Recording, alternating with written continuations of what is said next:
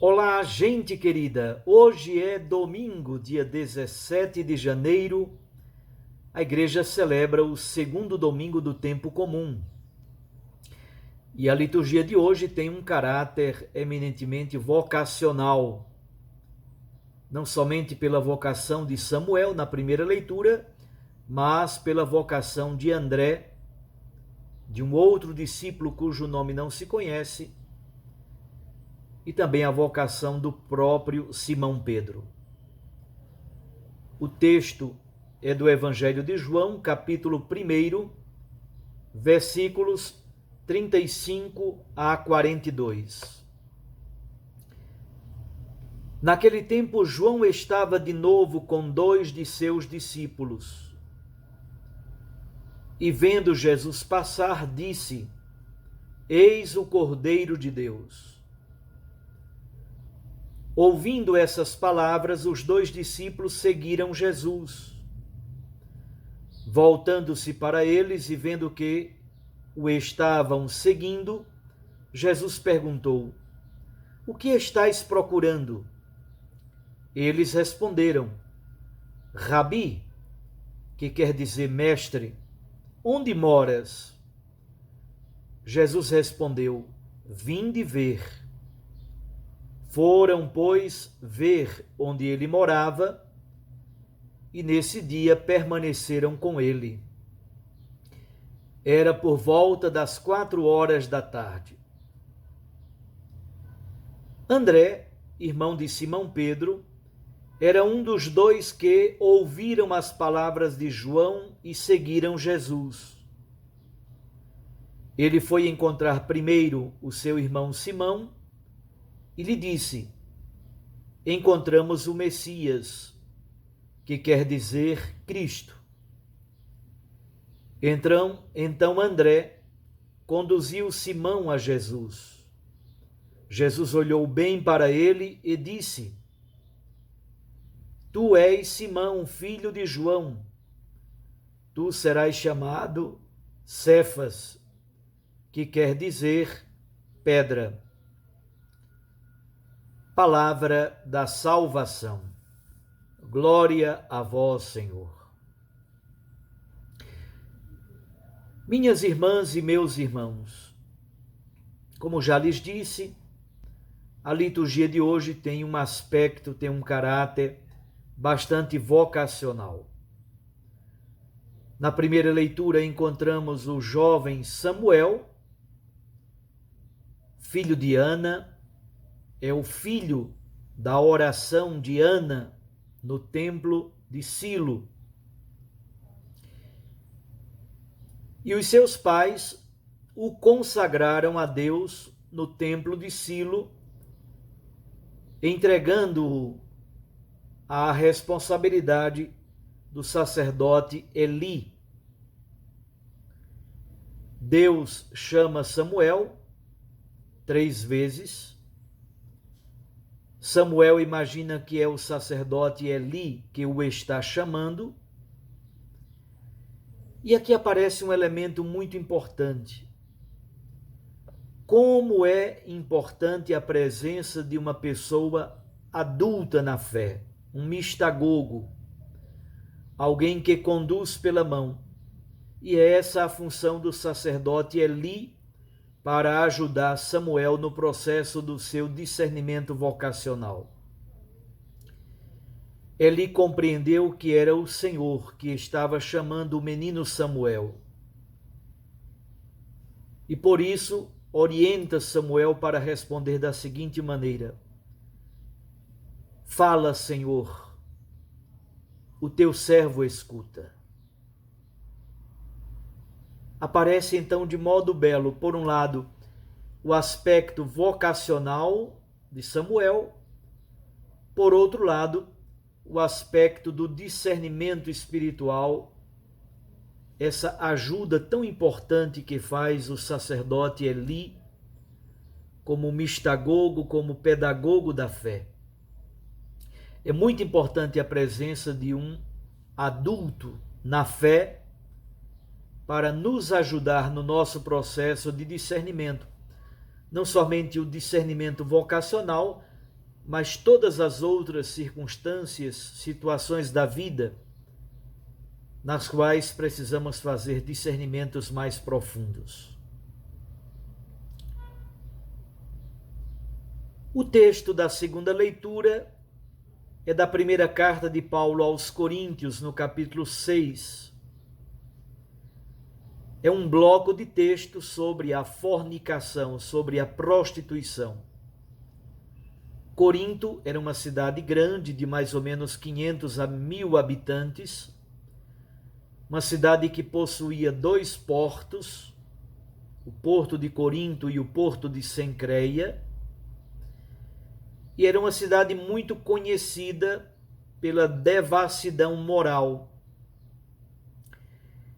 E muitas pessoas que se tornaram cristãs continuavam, infelizmente, ainda tendo comportamentos que não eram idôneos. Por isso, São Paulo faz uma catequese bonita. É uma daquelas sessões em que Paulo ajuda a comunidade de Corinto a compreender algum tema específico. Há uma sessão na carta de Paulo aos Coríntios, na primeira carta, conhecida tecnicamente como sessão em peride. Essa expressão grega peride significa a respeito de, no tocante a, sobre tal assunto. A comunidade de Corinto consulta Paulo sobre alguns assuntos. São Paulo então vai explicar que o corpo não é para a imoralidade, mas o corpo é para o Senhor. E o Senhor Jesus Cristo é para o corpo. Porque o versículo 15a nos dá a chave de interpretação desta leitura. Os vossos corpos são membros de Cristo Jesus. Aqui está o princípio fundamental que Paulo dá. O nosso corpo é membro de Cristo Jesus. Por isso, quem adere ao Senhor Jesus, torna-se com ele um só espírito. Exatamente porque o nosso corpo é santuário do Espírito Santo. Isto é, São Paulo dá a base cristológica e a base pneumatológica. Base cristológica significa a nossa vinculação vocacional a Cristo Jesus. A base pneumatológica significa a nossa vinculação ao Espírito Santo de Deus. Portanto, quem foi chamado por Cristo, quem aderiu a Ele, vive essa vinculação profunda e existencial com Cristo, na força e na luz do Espírito Santo. A igreja é corpo de Cristo. Quem pertence a Cristo adere a Ele, adere ao Senhor. Passa a ter com Cristo um só corpo e um só Espírito. Aqui está a base teológica, a base cristológica, a base pneumatológica de toda e qualquer vocação. Nós somos vocacionados, é verdade, para uma missão, para fazer algo em função do povo santo de Deus, mas a base de nossa vocação está nessa vinculação profunda com Cristo Jesus, na força do seu Espírito. É aí que encontramos o texto vocacional belíssimo presente no Evangelho de hoje. Este capítulo 1 do Evangelho de João é escrito como sendo uma semana paradigmática. O primeiro dia começa no versículo 19, no versículo 29 começa o segundo dia. O evangelista São João diz, no dia seguinte. E no versículo 35, começo do texto de hoje, aqui surge o terceiro dia, no dia seguinte. Portanto, estamos no terceiro dia. que é um dia simbólico, teológico, fortíssimo na tradição bíblica. E o que é que acontece no terceiro dia?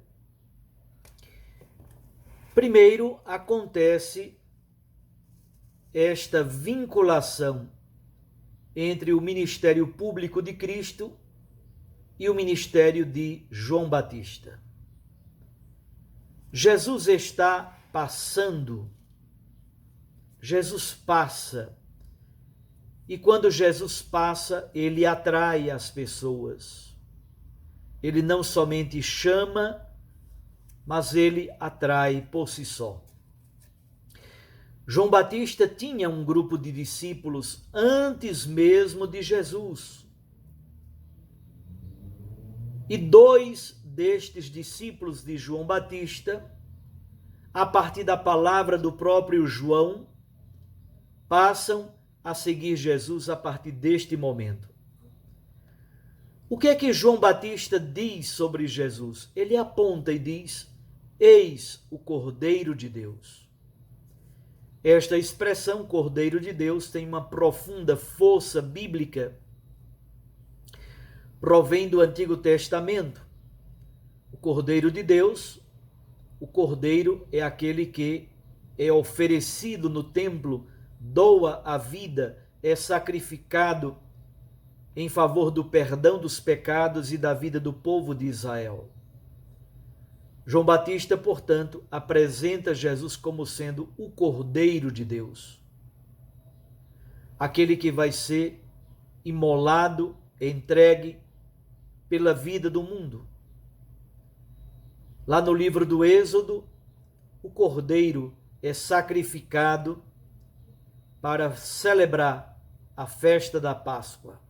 É a festa da vida, é a festa da liberdade. Jesus, portanto, é o Cordeiro da plena e definitiva Páscoa. Ele traz vida para o mundo. E aí começa um diálogo bonito entre Jesus e estes 2 discípulos. De um deles nós sabemos o nome, é André, irmão de Simão Pedro. O outro discípulo, de propósito, João Evangelista, deixa o seu nome oculto.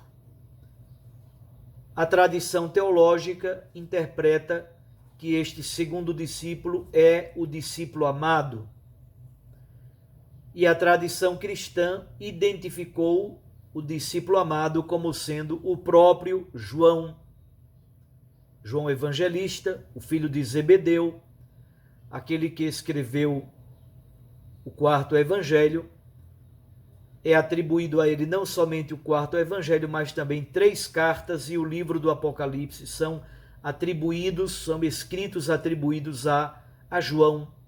Muito provavelmente, como quer a tradição cristã, ele é o discípulo amado, ele é o segundo discípulo que João Batista, ao apontar para Jesus que passa, estes 2 discípulos, André e esse outro discípulo que está oculto, sua identidade está oculta, seguem Jesus. Começa então um diálogo entre Jesus. Jesus pergunta: que procuras? Essa é a pergunta fundamental que Jesus faz para cada um de nós. Todos nós estamos procurando algo, procurando sentido para a vida, procurando a felicidade. Os discípulos respondem com uma pergunta: onde moras?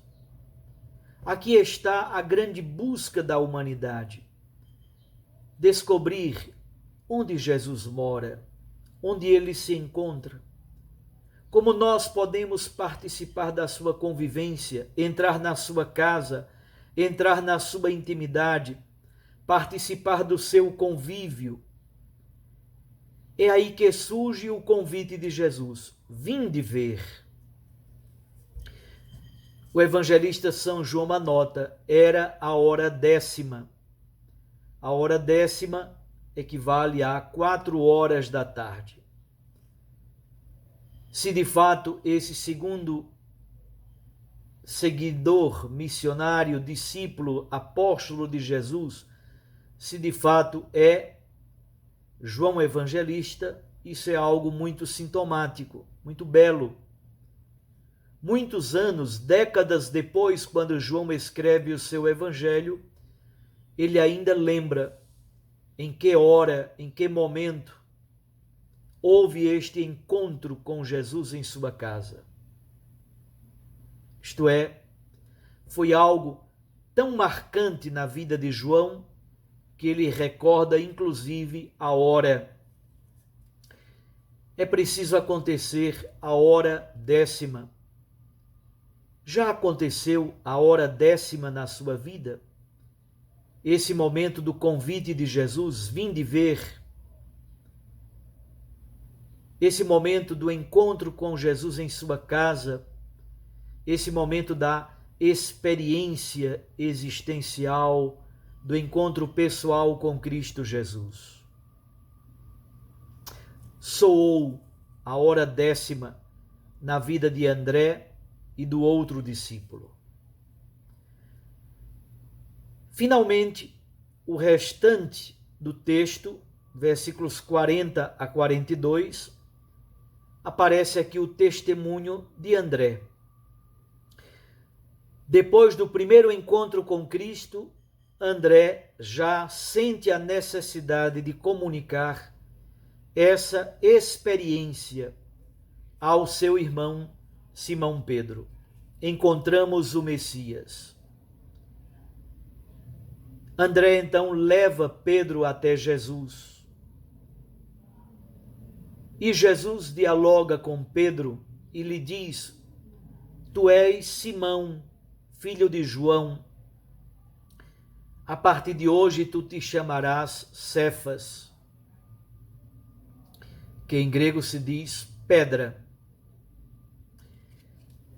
Isto é, Jesus no primeiro encontro já dá a Simão Pedro a sua identidade. Aí está a sua vocação profunda: ser pedra, ser o ponto de unidade, exercer esse ministério profundo na vida da primeira comunidade cristã. Sintamo-nos então todos atraídos por Cristo, chamados e vocacionados. Experimentemos também a nossa hora 10ª no chamado, na vocação e no seguimento do Senhor. Um abraço a você, um bom domingo, fique com Deus e sua Mãe Maria Santíssima. Recorde que a palavra aquece o coração e a Eucaristia nos lança para a missão. Eu os abençoo, em nome do Pai, e do Filho, e do Espírito Santo. Amém.